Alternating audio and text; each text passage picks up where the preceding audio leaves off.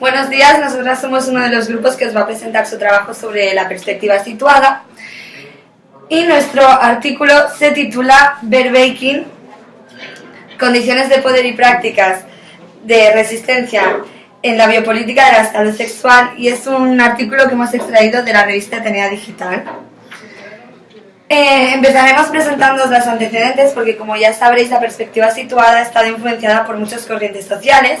Primeramente, la epistemología feminista lo que empezó a hacer es una crítica al conocimiento empírico y empezó a resaltar la existencia de diferentes puntos de vista según la posición de estatus social o grupo social al que se pertenecía. Esto lo podemos relacionar con el concepto de posiciones de sujeto que nos presenta la perspectiva situada. Seguidamente, el posmarxismo. Es necesario primeramente aclarar que es una revisión a la teoría marxista que nosotros conocemos y no una actualización. Lo que hace el posmarxismo es resaltar la existencia del valor de multitud, que se basa en una multiplicidad de sujetos que actúan de manera conjunta para la transformación social. Esto lo podemos relacionar con lo que posteriormente presentaremos de los agentes de transformación social. También lo que hace el posmarxismo es quitar el énfasis que tenía anteriormente en la lucha de clases y le da más importancia a lo que vienen a ser las luchas étnicas o luchas de género. Seguidamente os haremos también un muy pequeño resumen del socioconstruccionismo, ya que lo que el socioconstruccionismo hace es defender que la existencia de lo que naturalmente se acepta de manera social es solamente un constructo. A continuación, mi compañera os va a presentar este vídeo que lo podremos relacionar con las bases de nuestra perspectiva. Bueno, yo os voy a presentar este vídeo, ¿vale? Y luego os voy a hacer unas preguntitas. Es un cortometraje de Eduardo Verástegui. Un complex i, pel que s'ha vist, importantíssim mecanisme celular per a la incorporació de certes matrones. Tornant al tema de les eines, però sense entrar en detall, perquè abans cal conèixer mecanismes i rutes que impliquessin en aquest tràfic de els nomes TGN, que els meus companys explicaran, cal dir que a nivell de partidaritat molecular observar la formació de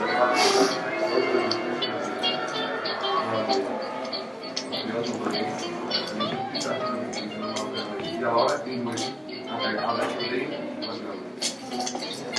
aquest el temps s'anomena de camions. Amb tot, m'està de primera.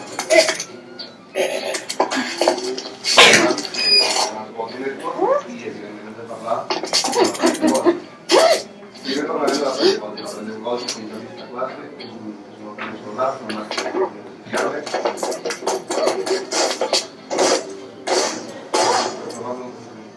Entre les seves funcions n'hi ha un de calor, una és la cognitiva,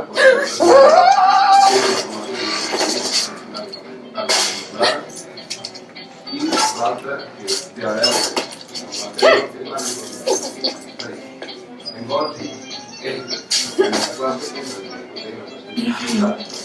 el plasmàtic, i allí és la comunitat de grups. El tracte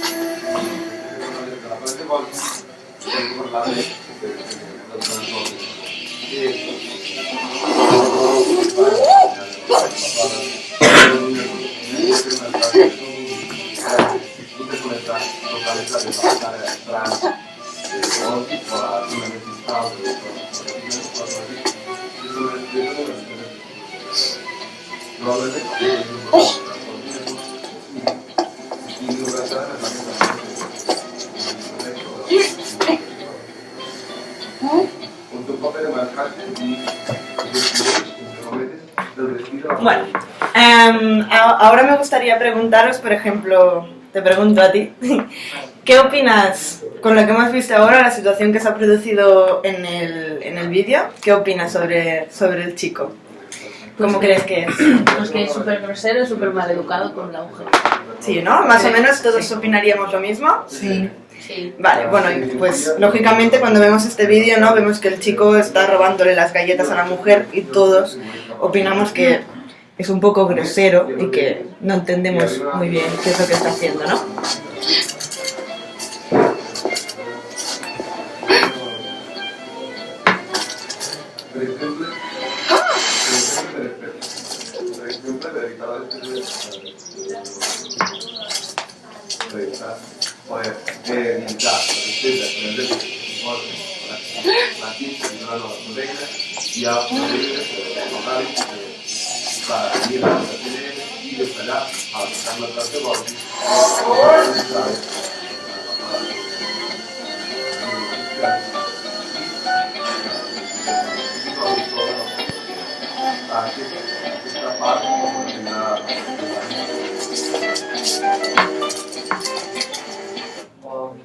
Bueno, ahora mismo seguirías opinando lo mismo que opinabas antes. No, ahora opinaría que la mujer era la que estaba equivocada y que el chico fue incluso demasiado comprensivo con ella.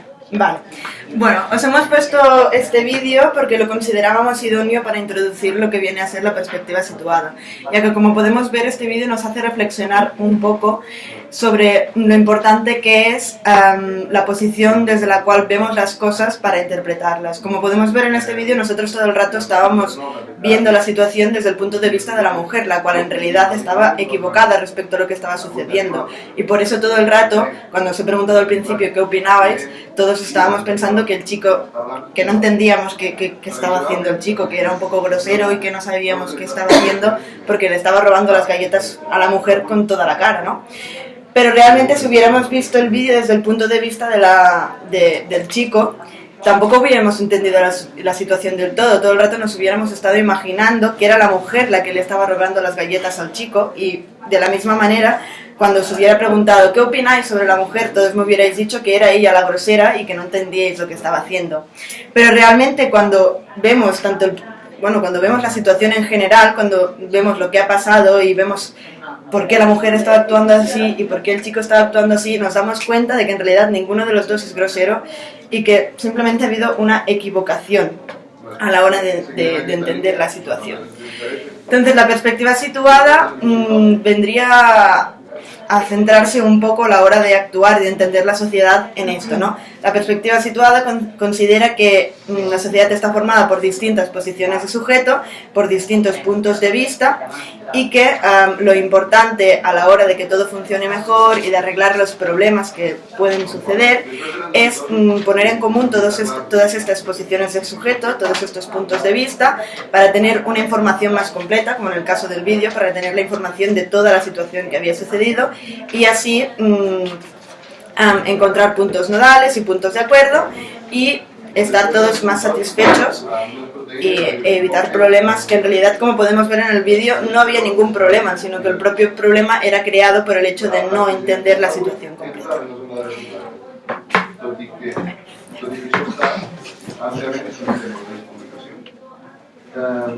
Bien, os pondremos también un poco más en contexto. El artículo que nosotros hemos escogido lo que hace es una crítica a las fuentes académico-científicas, ya que las considera más legitimadas que cualquier otra.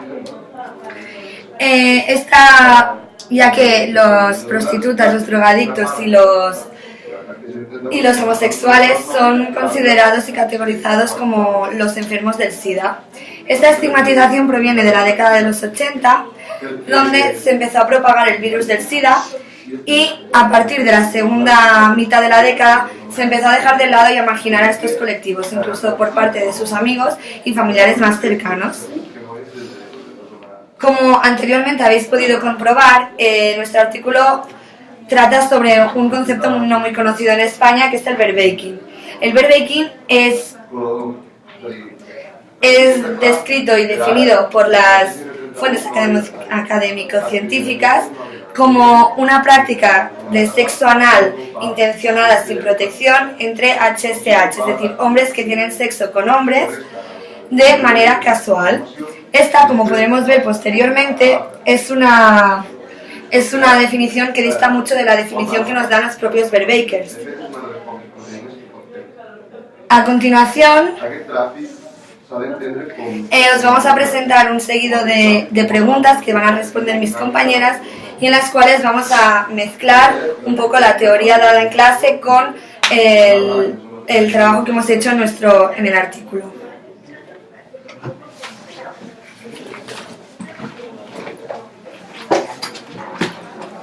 Antes de empezar con las preguntas, hay que hablar de la distribución en la que hemos dividido nuestra presentación, tanto en esta pregunta como en las siguientes que os presentarán mis compañeras.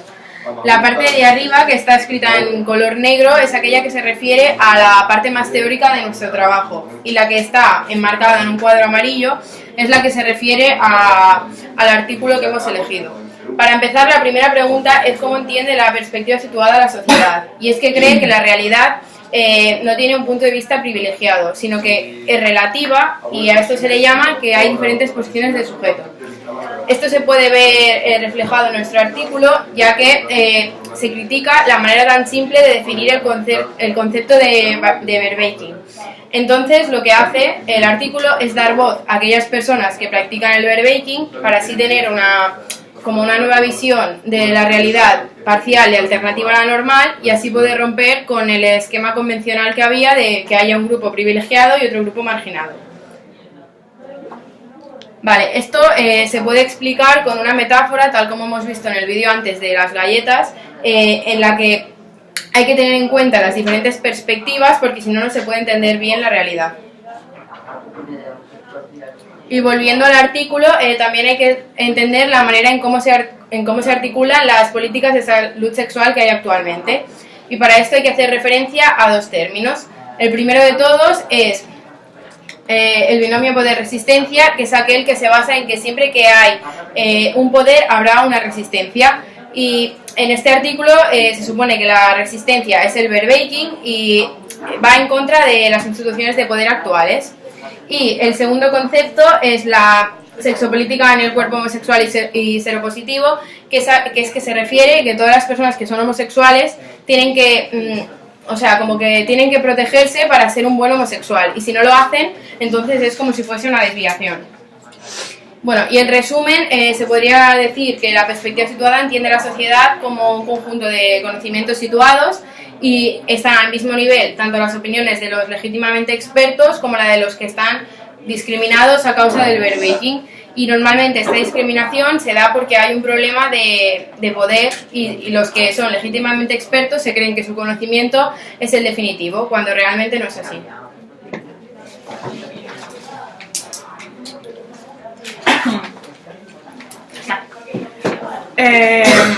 ¿Cómo se define un problema social? La definición de un problema social se hace desde los conocimientos situados que encarna cada posición del sujeto. En este caso entendemos que las políticas dominantes son los que han decidido que el verbatim sea un problema social, en base a sus propios intereses y criterios. Lo que nuestra perspectiva critica es que una mirada parcial se invoca por encima de los demás y considere que el verbatim sea el problema social por el hecho de tener posesión de poder y abusar de él, cuando quizás valorando y articulando otras y varias posiciones de sujeto, lo que se considera problema social en realidad no lo es.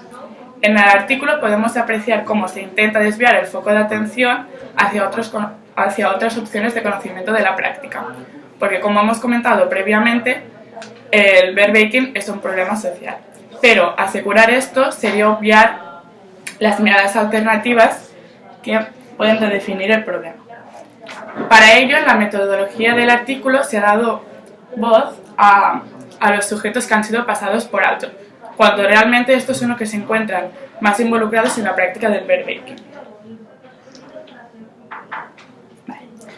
Respecto a la metodología se basa en la realización de entrevistas anónimas virtuales a 6 personas conectadas en un chat, las cuales se relacionan con la práctica gracias a sus nicks, que son sus nombres de usuarios. Bueno, hemos encontrado 2 individuos que se definen abiertamente como verbakers, otros que no se reconocen como tal, pero sí que hacen alusión al sexo no seguro, y 2 individuos que no hacen alusión al sexo no seguro, pero sí que afirman haberlo practicado. En las entrevistas se tratan temas como las prácticas asociadas al verbatim, las propias prácticas sexuales, las posiciones respecto al discurso de la salud sexual y también la concepción que se tiene del riesgo.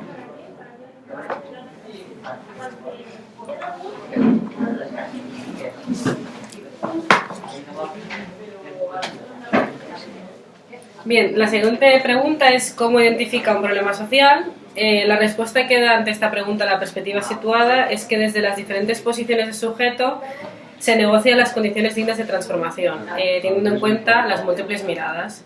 En el artículo esto se refleja mediante los resultados obtenidos por las entrevistas hechas a los verbakers, que dejan a la vista una problemática distinta a la que han comentado mis compañeras. Como hemos dicho, el artículo pretende problematizar las políticas dominantes y sus consecuencias para dar cabida a alternativas miradas que puedan resignificar el concepto de verbatim y decir hasta qué punto se encuentra en condiciones dignas de transformación. Se puede apreciar claramente las influencias del socioconstruccionismo en esta perspectiva cuando intenta desnaturalizar una ideología socialmente consensuada. Vale, a continuación se van a mostrar un par de cuadros comparativos donde será una comparación entre la visión del discurso científico y el modelo de salud sexual en contraposición a la visión de los verbakers. Estos cuadros harán referencia a la definición que se da de esta práctica y a los motivos por los cuales se lleva a cabo.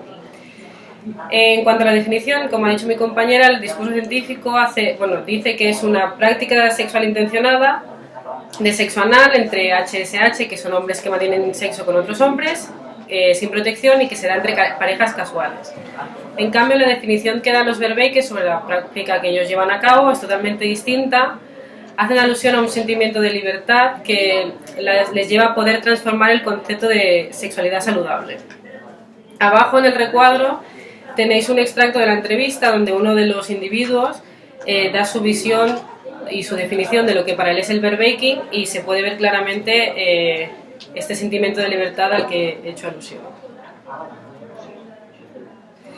Este cuadro es respecto a los motivos para llevar a cabo esta práctica. El discurso científico dice que la pueden llevar a cabo por diferentes motivos, entre ellos la ignorancia que pueden tener los individuos hacia los riesgos que corren, el cansancio de los HSH de mayor edad respecto al uso del preservativo, la información extraída en Internet, ya sea de foros, de chats o de webs, el uso de drogas que puede desinhibir a estos individuos y el deseo de muerte relacionado con los 2 conceptos que tenéis, que más adelante mi compañera os explicará.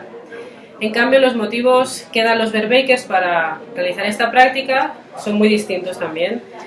El primero y más importante es el morbo a realizar una práctica rechazada socialmente y el morbo a realizar una práctica que conlleva unos riesgos. Por otro lado, hacen alusión a la incomodidad que les produce usar el preservativo y, por último, la atracción que sienten por el juego con el semen relacionado con una recompensa simbólica. Y en el cuadro naranja también tenéis un extracto de la entrevista que ejemplifica los motivos que os acabo de explicar. Por último, hemos querido realzar una crítica que lleva a los verbakers hacia el modelo de salud sexual respecto a las campañas de prevención del VIH y el SIDA. Los verbakers afirman estar hartos de que todas estas campañas, o la gran mayoría, vayan enfocadas hacia el colectivo de los HSH y afirman que el verbaking ha surgido como una especie de resistencia frente a este modelo de salud sexual. También, como veis en el cuadro amarillo, dicen que son campañas totalitaristas, simplistas e inadecuadas, ya que creen que deberían ir enfocadas hacia toda la población. Hemos puesto dos ejemplos de dos campañas que hemos encontrado. En la primera se ven 3 personas conocidas en España, homosexuales, y en la segunda con otro mensaje también a favor del uso del preservativo y por lo tanto para la prevención del SIDA, donde sale una pareja de HSH. Como conclusión, podemos decir que desde la articulación de las perspectivas de sujeto evaluadas se puede llegar a identificar que desde el punto de vista de los verbakers el problema social es la estigmatización que se ha hecho de una práctica social considerada problema social. Como se ve en la pantalla, el problema es ver un problema invisible, ya que para el discurso científico el problema es la práctica del verbaking, pero después de hacer la entrevista a los verbakers se ha visto que para ellos el problema es la estigmatización que se hace de esta práctica. La perspectiva situada se refleja muy bien en este conflicto, ya que se puede apreciar que todo depende de la posición de sujeto en la que te encuentres. De esta manera, la propia perspectiva critica la pregunta de cómo identifica un problema social, ya que esta implica obligatoriamente la identificación de un problema social que puede no existir.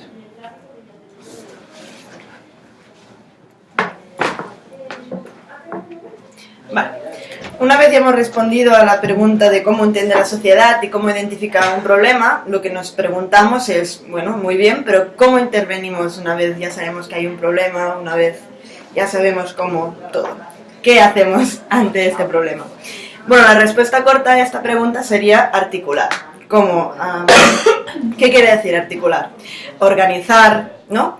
Cuando decimos articular a la hora de hablar, pues es organizar bien para que se nos entienda, ¿no? Pues lo que hacemos en concreto desde la perspectiva situada es articular las distintas posiciones de sujeto de las cuales os han hablado mis compañeras. Articular estas distintas posiciones de sujeto para llegar a acordes comunes, a puntos nodales y así finalmente encontrar una definición más completa del problema, o más que problema, del concepto que nos incumbe. En concreto, nuestro artículo a la hora de intervenir lo que hace es actuar como mediador entre las definiciones proporcionadas por los conocimientos científicos, los conocimientos considerados más relevantes, y los conocimientos que normalmente están no les hacemos tanto caso, que vendrían a ser los de los propios verbakers, ¿no? El artículo actúa como mediador porque se tengan en cuenta tanto los conocimientos de unos como los conocimientos de otros respecto al propio verbaking, se articulen estas distintas posiciones de sujeto y estas distintas opiniones, se lleguen a puntos nodales y acordes comunes y podamos llegar a tener una definición más completa del concepto. Y a partir de aquí se decida si se tiene que intervenir si se tiene que solucionar realmente algún problema. Cuando hablamos de qué hace la perspectiva situada delante de un problema social, nos damos cuenta de la influencia que tiene el socioconstructivismo en esta perspectiva, ya que, como he dicho, una de las cosas que se hace cuando se interviene es redefinir el concepto, a conseguir una definición más completa del concepto del cual se está hablando, que es una de las cosas que hace el socioconstructivismo, ¿no? Redefinir socioconstructivismo, guionismo, pues eso. Redefinir el concepto.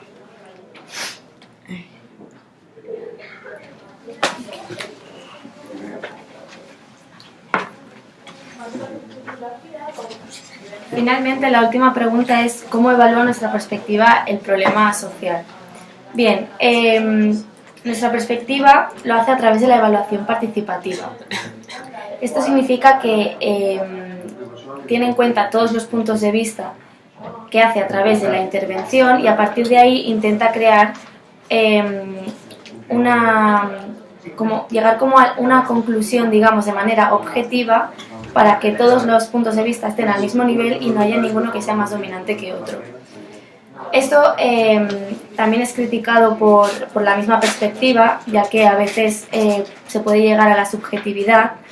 Aún así, las personas que evalúan a través de la perspectiva situada critican la evaluación pero también la contemplan. Por lo tanto, en este artículo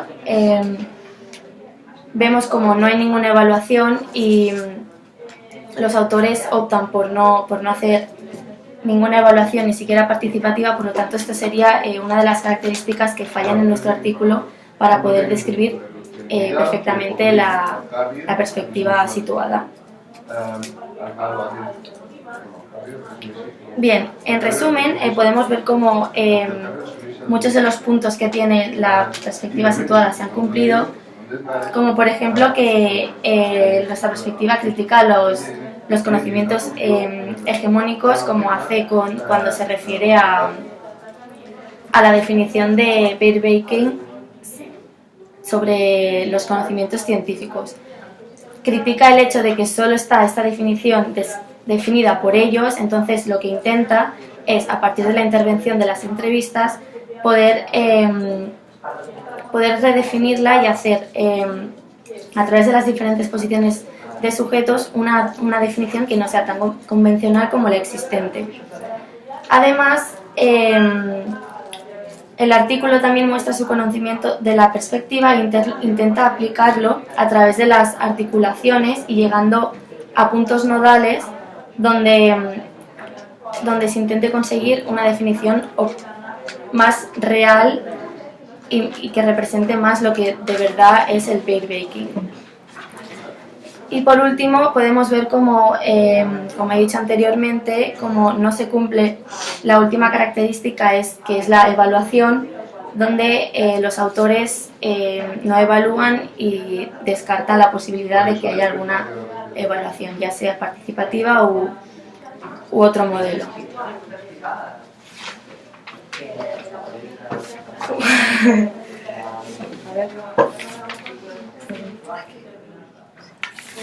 Bueno, a partir de aquí ya hemos comentado todo lo que teníamos dentro del artículo y no podíamos dejar de lado el término chasing, que bueno, si alguien me lo podría definir, pues estaría perfecto.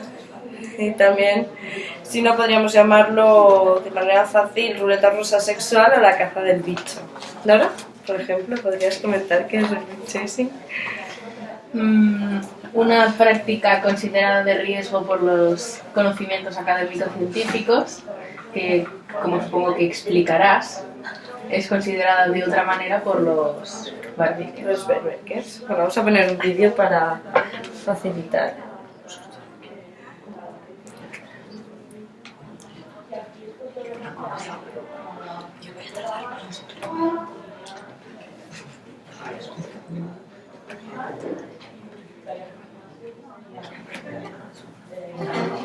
Backchasing o la caza del bicho, una moda que va ganando adeptos y que básicamente se trata de una persona que busca a alguien que tenga el SIDA para infectarse.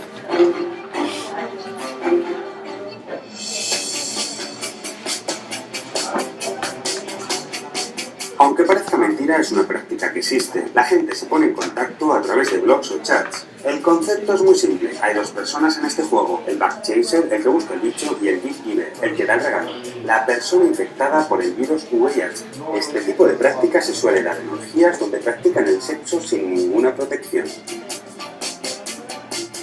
Se preguntará por qué ciertas personas buscan contagiarse. Según varios psiquiatras, los backchasers son personas con trastornos mentales. Otras personas aseguran que es por puro morbo o excitación de tener sexo con una persona afectada con el virus VIH. Puro riesgo. En Estados Unidos esta práctica se conoce desde hace tiempo. En 2008 la CNN entrevistó a Lucy Howard, creadora del documental de Gift, El regalo, donde explicó por qué hay gente que busca contagiarse. It's a multi-leveled reasons. A lot of people have survivor guilt. They've lost hundreds of friends. They've lost 2 or 3 lovers. They feel guilty that they're still alive. And other people want to belong to a community. En el portal reddit.com también se pueden ver comentarios de usuarios que reconocen que buscan contraer el virus por pura fantasía. Es como hacer caída libre, reconoce un usuario.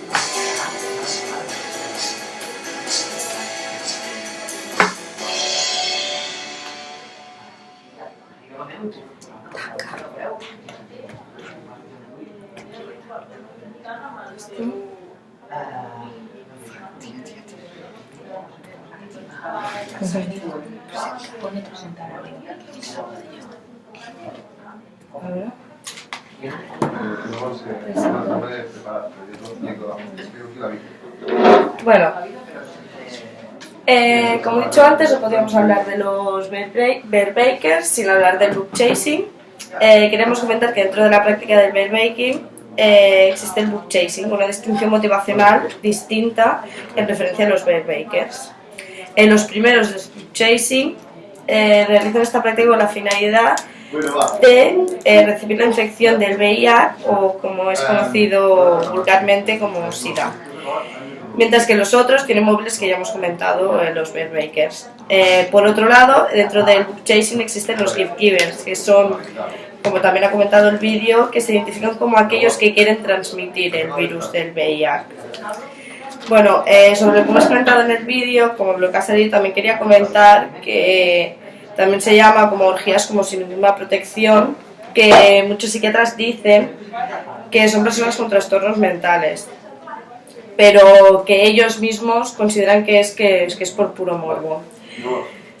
También comentan en el vídeo que se considera como que hay muchísimos book chasing que quieren formar parte de ello, quieren ser transmitidos por el VIH, porque han perdido amistades, quieren formar parte de un grupo y bueno, es algo bastante complicado. Vale, como ya he comentado mi compañera antes, hemos encontrado campañas a favor y testimonios a favor de la utilización del preservativo como único medio para disfrutar de las relaciones sexuales. A ver. Como por ejemplo, una de las cosas que a nosotros nos ha gustado, dice, pero eso ya peleros o bakers, pero no hay condoneros o preservateros. Los condoneros y los preservateros son la gente normal, que tiene sexo normal. El condón es el punto de partida, se ha naturalizado, todo lo demás es una desviación. Y la otra también está aquí. Dice, la práctica del bear baker es condenada moralmente tanto desde el Estado como desde los movimientos de derechos sexuales y reproductivos, como una forma de terrorismo sexual. Es decir, toda la gente que no utilice condón que son desviados socialmente. También hemos encontrado otras campañas que creemos que están muy estigmatizadas, también como ha comentado mi compañera, ya que solo salen hombres y hombres, y aparte de ello dicen frases como: para entrar en desuso, úsalo, referente a que es un desecho social si no usas el condón. Creemos que son campañas que no están a favor de que utilices el condón, pero no están a favor de lo que es la libre decisión. Al contrario, por otro lado, en cambio no hemos encontrado apenas nada que defienda, como he dicho antes, el poder de libre decidir. Qué hacer y cómo vivir la sexualidad, promulgando el conocimiento como base. Es decir, que tú ya tengas todos los conocimientos de los condones, de qué puedes transmitir, qué no, qué puedes coger, y que aún así tú no puedas decidir, y que si tú realmente no quieres usar el condón, que tú para ellos, bueno, para la sociedad seas un desecho social. Como pregunta, ¿creéis que serían necesarias también las campañas que proporcionan herramientas de conocimiento para ejercer el derecho a decidir libremente? Sí. ¿Por qué, Marta? ¿Tú harías campañas con el poder de libre decisión? Sí, porque cada persona debe ser libre de decidir lo que quiere hacer o lo que no, aunque pongan en riesgo su salud, es la suya. Rebeca, Amelia. Sí, yo también. ¿Estarías de acuerdo? Sí, porque además con lo que nos habéis enseñado en la presentación de hoy, desde la perspectiva situada estaría súper bien hacer este tipo de campañas, porque sería como tener en cuenta todos los puntos de vista y desde ahí que cada uno actuara como considerado. Estupendo. Y finalmente, queríamos comentar que según la perspectiva situada, todas las posiciones del sujeto implicadas en un problema social tienen el mismo valor. Entonces, vamos a comentar dos preguntas para empezar el debate. ¿Hasta qué punto son justificables las miradas que este estudio defiende? ¿Puede ser que el interés económico una motivación para intentar erradicar estas prácticas en vez de la preocupación social real? Vamos a empezar el debate. precarios, de que los tremendos